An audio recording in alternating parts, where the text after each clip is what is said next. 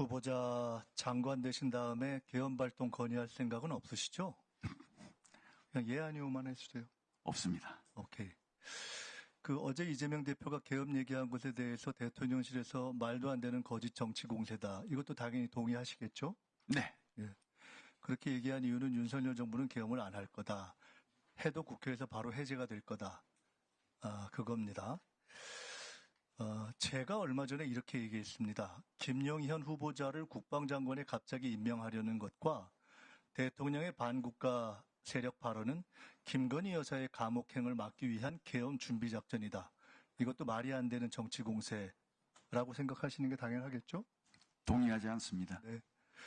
오늘 그 얘기를 좀 해보겠습니다. 대통령께서 후보자한테 장관으로 가서 계엄 준비해라 이렇게 말씀하신 적도 당연히 없으시죠? 네. 네.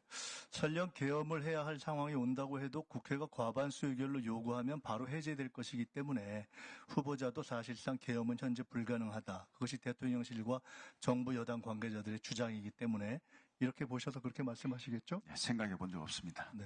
아니, 생각해 보신 적이 없는 것이 아니라 계엄이 불가능하다라고 주장을 네. 하고 있지 않습니까?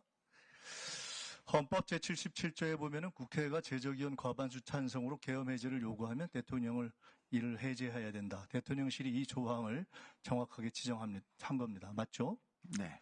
국회의원에게는 불체포 특권이 있기 때문에 계엄이 발동돼도 국회의원들이 국회에 모여서 해제를 요구하면은 계엄은 해제됩니다. 이것이 100% 진실이면은 대통령실 얘기가 맞고요.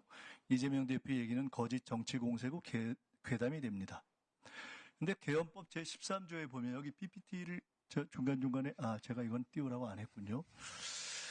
계엄법 13조의 국회의원 불체포 특권을 보면은 계엄 시행 중 국회의원은 현행범인 경우를 제외하고는 체포 또는 구금되지 아니한다 이렇게 돼 있습니다. 그 얘기는 뭐냐면 국회의원들이 계엄법상 현행범으로 현행범입니다. 또는 구금돼서 계엄 해제 의결을 과반수로 만들 만큼 참여하지 못한다면 지금까지의 이야기는 다 바뀌게 되는 것입니다. 이런 상황이 실제로 생긴다면 거꾸로 이재명 대표 이야기는 진실이 되고 대통령실의 이야기는 거짓이 될 수도 있겠죠. 자, 현행범의 정의는 뭘까요? 한번 저기 떠 있지 않나요? 네. 형사소송법상의 현행범 정의가 있습니다. 범죄를 실행하고 있거나 실행하고 난 직후의 사람을 현행범이라고 합니다. 그중에 1. 범인으로 불리며 추적되고 있을 때 4. 누구냐고 묻자 도망하려고 할 때 형사소송법상 현행범의 정의입니다. 후보자께서 혹시 이거 말고 대한민국에서 현행범의 다른 정의를 알고 계신 거 없죠? 네, 처음 봤습니다. 네. 현행범은 범죄의 내용이 규정이 안 돼서 대단히 폭넓게 적용 가능한 개념입니다. 가령 누가 김건희 여사가 감옥에 안 가려고 계엄을 하자 그랬다더라. 이렇게 하면은 유언비어를 유포한 현행범이 되는 겁니다. 그 다음 PPT 한번 볼까요? 지금 저기 있는 대비계획이라는 것은 지금 소위 얘기하는 박근혜 정부의 계엄 문건이 대비계획 세부 자료입니다. 이 중에 13 자료가 떠 있을 겁니다. 2017년에 만들어진 박근혜 정부 계엄 문건 정확한 명칭은 대비계획 세부자료 13은 여소야대가 국회가 계엄 해제를 시도할 경우에 대비한 조항입니다. 그중에 맨 마지막을 보시면 집회 시위와 반정부 정치 활동을 금지한 포고령을 선포하고 위반 시 구속수사 등 엄중 처리 관련 경고문을 발표해서 합수단은 불법 시위에 참석하거나 반정부 정치 활동한 의원을 집중 권고 후 사법 처리해서 의결 정족수 미달을 유도한다. 이렇게 적시되어 있습니다. 후보자께서는 2017년에 이 계엄 문건 작성에 관여하신 적이 당연히 없겠죠? 네, 그렇습니다. 이 문건 작성 사실은 2017년에 아셨습니까? 몰랐습니다. 모르셨겠죠, 당연히. 2017년 당시 후보자는 계급과 직책이 합참작전본부장이었던 것 같은데 맞습니까? 맞습니다. 2017년에 이 문건이 작성된 건 팩트인데 합참작전본부장이면 꽤 고위직인 후보자도 몰랐다는 겁니다. 즉, 이 정도의 문건 작성은 극소수 외에는 군 고위 장성들조차도 몰랐던 게 당연하겠죠. 만약 후보자가 이 시점에 이걸 아셨다면 되게 황당하다고 하고 반대 이상하게 생각하셨겠죠? 네, 그렇습니다. 그렇겠죠.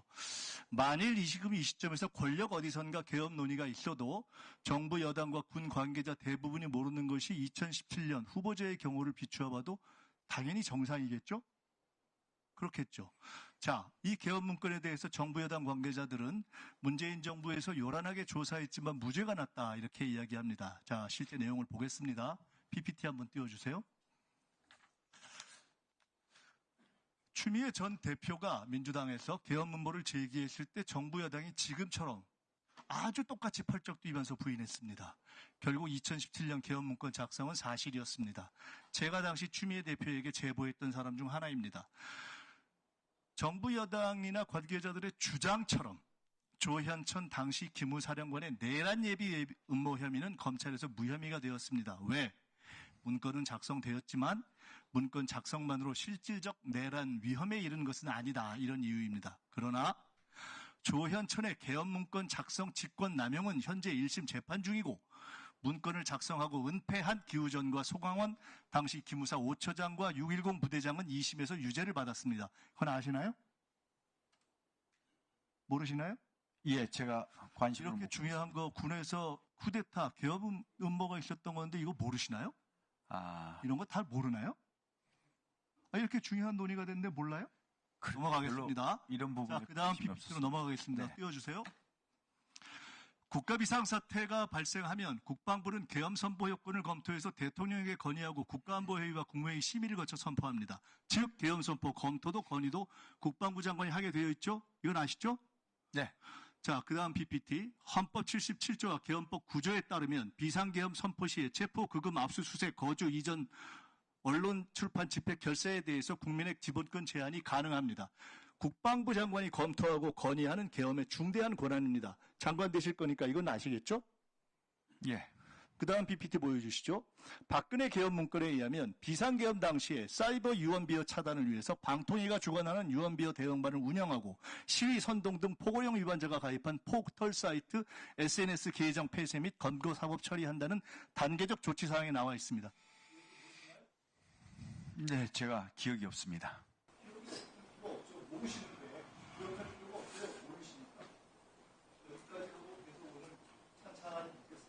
네,